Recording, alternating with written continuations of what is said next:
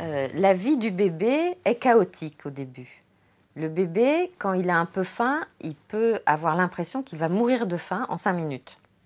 Ou alors quand il a froid, ou alors quand sa couche est pleine. Et ce sentiment peut lui faire exprimer des pleurs qui sont différents. Et apprendre le langage du bébé, ça se fait petit à petit. C'est le bébé qui va vous apprendre à être parent. Il n'y a pas de recette, vous pouvez chercher partout, les livres, Internet. C'est très particulier, c'est très personnel et ça se fait au fur et à mesure.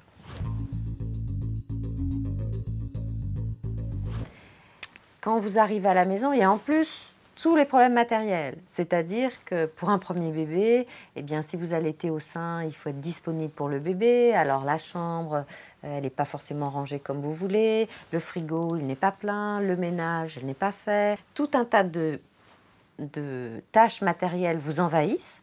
Et ça, c'est bien de pouvoir les anticiper pendant la grossesse. C'est-à-dire de faire appel à des amis qui, pour pouvoir vous donner la possibilité d'être disponible vis-à-vis de l'enfant, puissent vous offrir cette possibilité de s'engager à faire des courses une fois par semaine, de vous apporter un plat tout prêt pour le midi que vous n'ayez pas à le faire.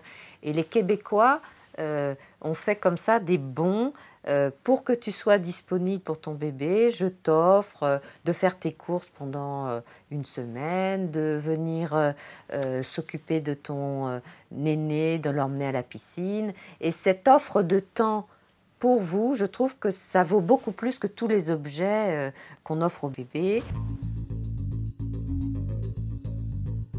Quand un bébé s'autorise à dormir, autorisez-vous à dormir en même temps. Même si ce n'est pas dormir, c'est être allongé et de ne pas faire ce qui vous démange, c'est-à-dire ranger la maison, faire une lessive, téléphoner à une copine.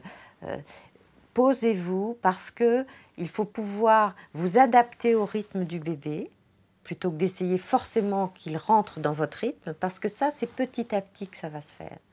Et plus vous prenez des forces, plus vous arrivez à rêver, à vous reposer, plus le bébé va être sécurisé dans ce temps qu'il va petit à petit apprendre à connaître entre le mouvement du jour et le repos de la nuit. N'attendez pas à ce qu'il connaisse votre rythme avant 2 mois.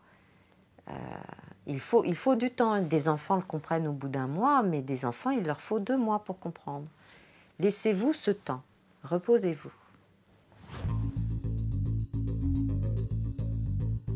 Les centres de PMI sont des centres de protection maternelle et infantile et sont tout à fait destinés à aider les mamans dans les premiers temps où elles pensent qu'elles ne s'en sortent pas, ni du point de vue de l'allaitement, ni du point de vue des soins au bébé, des pleurs du bébé. Il y en a toujours une près de chez vous, vous pouvez avoir l'adresse à la mairie. Et là, il y a des professionnels, des auxiliaires de puériculture ou des puéricultrices, des sages-femmes, des médecins. Et il y a tout un côté d'éducation à la santé qui est très très précieux. C'est des gens spécialisés dans l'accueil du tout petit enfant jusqu'à 6 ans et des mamans avant et après la naissance.